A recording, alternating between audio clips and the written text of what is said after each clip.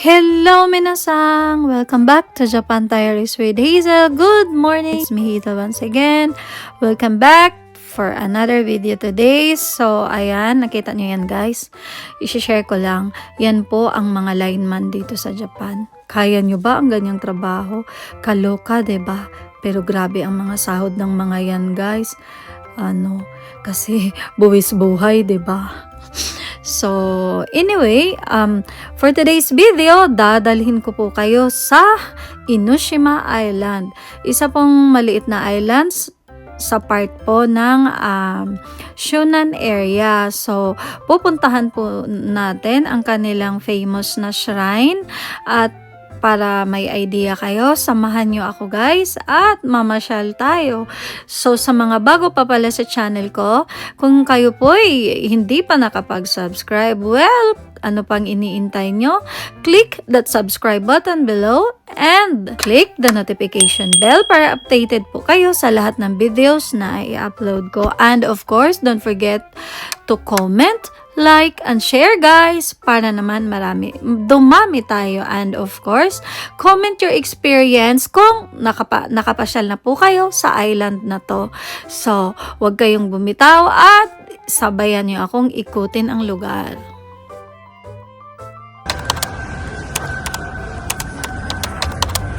Hi! Welcome to Enoshima! Ay, ingat ka tayo.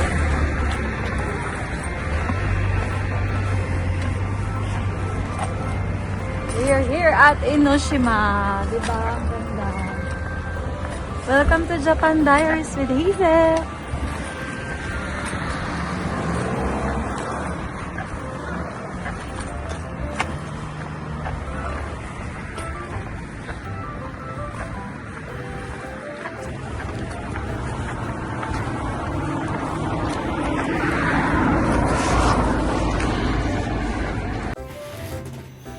Ayan guys, welcome to another adventure. Kaya ngayong araw nga na to, samahan niyo akong tuklasin ang Enoshima. Isa lang po siyang maliit na island na puno ng hidden gems, vibes at syempre stunning views. Ready na ba kayong mag-explore? So sayan, simulan na natin guys. Ang Enoshima ay nasa west side po ng baybayin ng Kanagawa. So, malapit lang po siya sa Kamakura. Pwede nyo po siyang marating through train. Bababa po kayo ng Kamakura at from Kamakura, ayan, change train po kayo papuntang Enoshima. At pwede rin po siya, of course, by car. So, from Gotemba hanggang dito, 1 hour and 45 minutes po kung babaybayin nyo siya sa highway. So, ayan po. Super chill sa spot ang lugar na to. Kung gusto mo makapag-relax at mag-enjoy sa nature. Parang paradise na nasa tabi lang. O diba, bongga? So, ayan, ang isa po sa nakakatawa rito ay ang kanilang mga street vendors o yung mga street foods na tingnan nyo, puro mga seafoods, ba diba? Pero alam nyo ba, ang nakakatakam tingnan guys, ba diba? Pero kung pupunta kayo dito at dito kayo magbabalak kakain, well, mag-ready na kayo dahil, Diyos ko, nakakaloka ang presyo ng seafoods dito guys. Pang turista talaga. So, ayan, para at least may idea kayo, 'di ba? Pwede kang mag-food trip dito, pero expected na nabutas ang bulsa niyo. So, yun lang.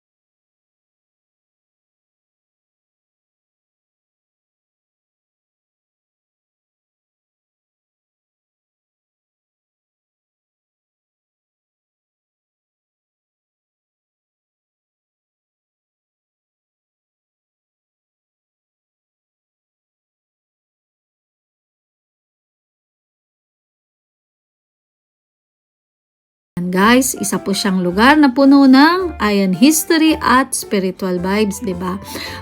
Ang peaceful po dito at ang ganda ng energy na dulot ng templo.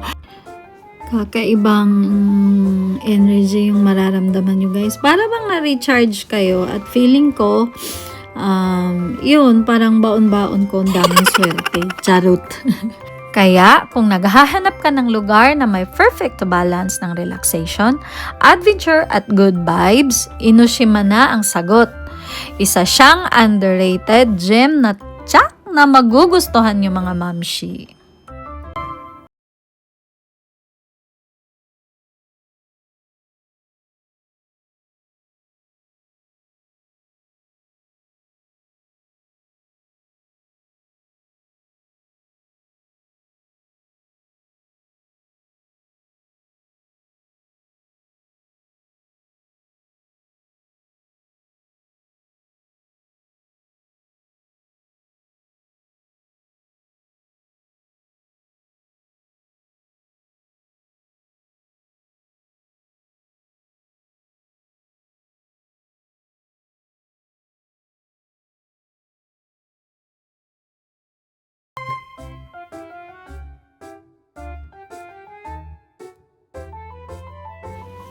So, sa nabanggit ko nga kanina, isa ang pinakasikat na spots dito ay ang Enoshima Shrine. Kung gusto mong maranasan ang ilang spiritual traditions, perfect ang lugar na to. Una, makikita mo ang mga naglalakihang torii gates na may kaakit-akit na vibe. Siyempre, papasok tayo dyan at titingnan natin, makikimarites tayo mismo sa templo, guys. 'Di ba kakaiba ang vibe guys, lalo na pag nasa taas ka na. Dahil pag nakita mo yung overlooking view ng dagat, ay mapapawaw ka talaga. Talagang nakaka-relax ang lugar na to. Alam nyo guys, gusto ko lang i-share, kaya gustong gusto kong nagpupunta sa mga temple. Dahil iba po yung level ng energy na pag nandito ka. Parang natatanggal lahat ng bigat na nararamdaman ko. Paglabas na paglabas mo, mararamdaman niyo yung gaan ng katawan. Parang naiiwan lahat ng bigat pag pumupunta ka doon. At yung nare-recharge ka, promise. So, ayan, tingnan niyo pala yung overlooking na view, 'di ba? Ang ganda. So, talagang i-try niyong pumasyal dito, guys. Kung hindi pa kayo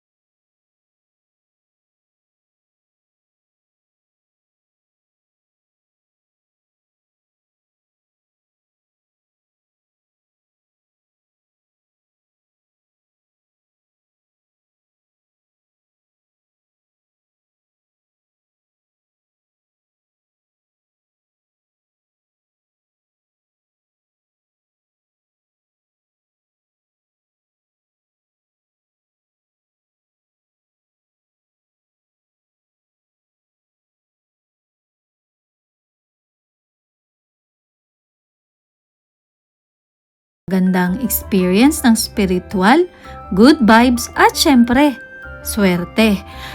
Kung gusto mong magdasal at mag-enjoy sa mga local na traditions, definitely worth it ang lugar na to guys. Kaya, itry nyong mamasyal dito.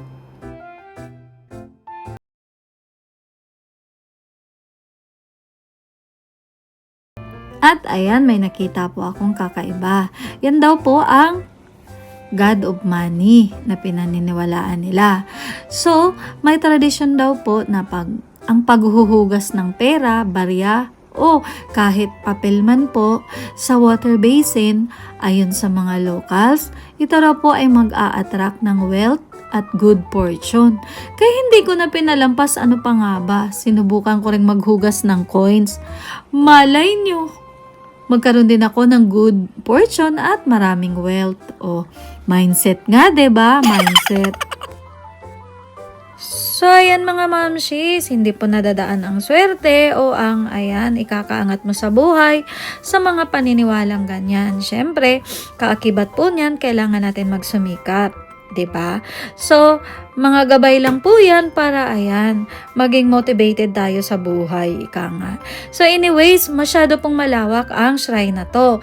From here, meron pa po sa taas, pero hindi na po namin nadaanan at sorry po, hindi ko na ma-share sa inyo. And, bumalik na po kami kasi naghahabol po sa oras.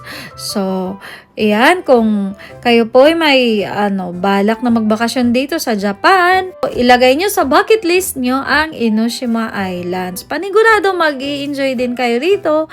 At of course, with positive vibe na mababaon nyo pag-uwi sa Pilipinas. At kung ayaw nyo pong hingalin sa pag-akyat sa shrine at gusto mo ng shortcut, may escalator dito na tinatawag na Enoshima Iskar. Ito po ang unang escalator sa Japan o outer escalator na may bayad. At sobrang convenient niya po. Ganda ng experience kasi habang umaakyat ka, makakita mo na agad ang view ng isla. At ang pinaka-bonus guys, less pagod, more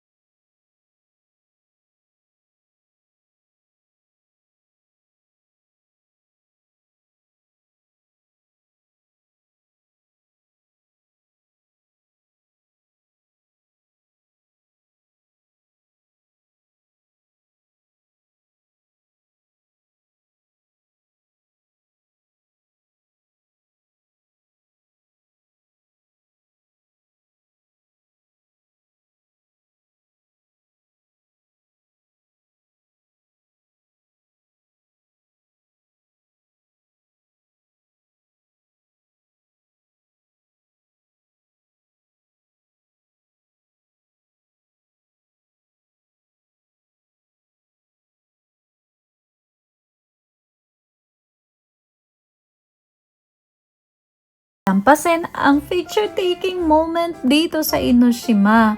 I mean, paano mo palalampasin ang ganitong napakagandang backdrop, dagat, sunset, at relaxing vibes. Dito sa Bay Area, ang lighting, natural and perfect. Ang background, parang postcard lang, 'di ba? Kaya kung gusto mong Instagram worthy shots, ito na ang best spots para sa mga post mo. At may mga street photographers din minsan na nag-aalok ng instant photo prints. Kaya kung gusto mong may souvenir na classic film style, aba, go na. At syempre, kung may kasama kang special someone, mandatory couple shot to, no? Pero kung single ka, okay lang, ang importante, ikaw ang bida sa sariling kwento mo.